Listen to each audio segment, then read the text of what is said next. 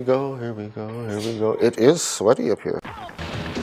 We are now in a situation where we have a fiber shortage, but we have the pharmaceutical industry looking at this and saying this is a natural medicine.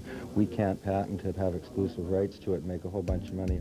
This man helps farmers in Ukraine market their hemp. It was in early 95 that my friend Mark Chenier called me, woke me up at like 7 in the morning, knocking on my door. He said, we gotta go. There's a meeting in Saskatoon. This fellow named Paul Gebhardt was the Saskatchewan agriculture fellow who organized the meeting.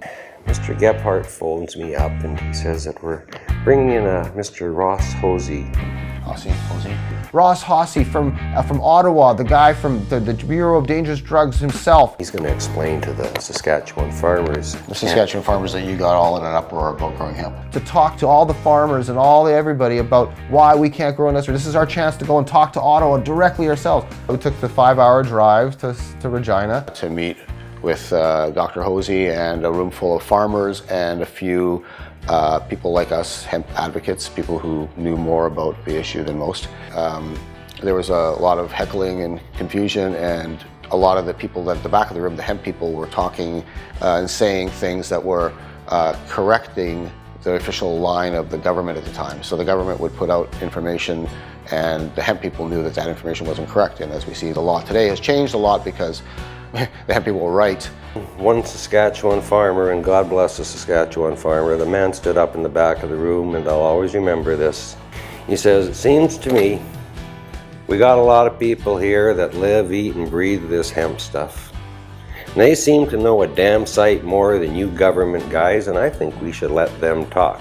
And then all of a sudden this little diminutive guy walks up to the front. Dr. Hosey came in and started explaining to everybody why it is that they can't grow hemp. He basically pointed to a document. The reason you cannot grow industrial hemp in Canada is due to United Nations Single Convention Treaty on Narcotics and Drugs, 1961, Article 28, Control of Cannabis, a party that permits the cultivation of the... And so he starts reading this, and everybody's just shoulders just like, ah. We got to go and change the United Nations Single Convention that we're a signatory to. Oh, I took the wind out of everybody's sails. Everybody kind of left a little bit depressed, and there was a meeting of people afterwards that said, well, no, we're still going to fight this. Mark Chenier, my friend, he was standing there with a hemp stalk. I don't know where he got it from. I had an 8-foot tall of a strain of cannabis called Northern Lights stalk in my hands. Grows just fine in Saskatchewan. We in front of Ross Hosey, Hosey, I guess is how you pronounce his name, from Ottawa. Well, you know what? We're still going to go for it. We're going to try harder than ever.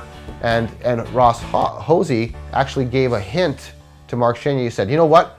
Keep looking at it. You should look closer. You should look closer. Sean Cornish from the United Hemp in Saskatchewan ended up sending an email on Manitoba Hemp Alliance's behalf. So we ended up getting back the Single Convention Treaty from the United Nations, and we thought, well, let's go and look and see what it says on Article 28. And we looked at Article 28 referring to cannabis, and it's true. There was 3 points underneath that, and Ross only read the first point, which was that anybody wanting to grow for resin has to adhere to the heroin or the opium part. But what Ross Hosey didn't read was the second part of the convention, which says, this convention shall not apply to the cultivation of the cannabis plant exclusively for industrial purposes, fiber and seed, right there, fiber and seed, or horticultural purposes. Well, ding, ding, ding, ding, ding, ding, ding, ding. And not only did we have, all the information, now we had the loophole in the law that allowed us to circumvent any, federal restrictions that they might want to put on it, as particularly if it was the Manitoba agriculture people that were doing the crops, so that there would be no reason to refuse the license. And that's how it all went down.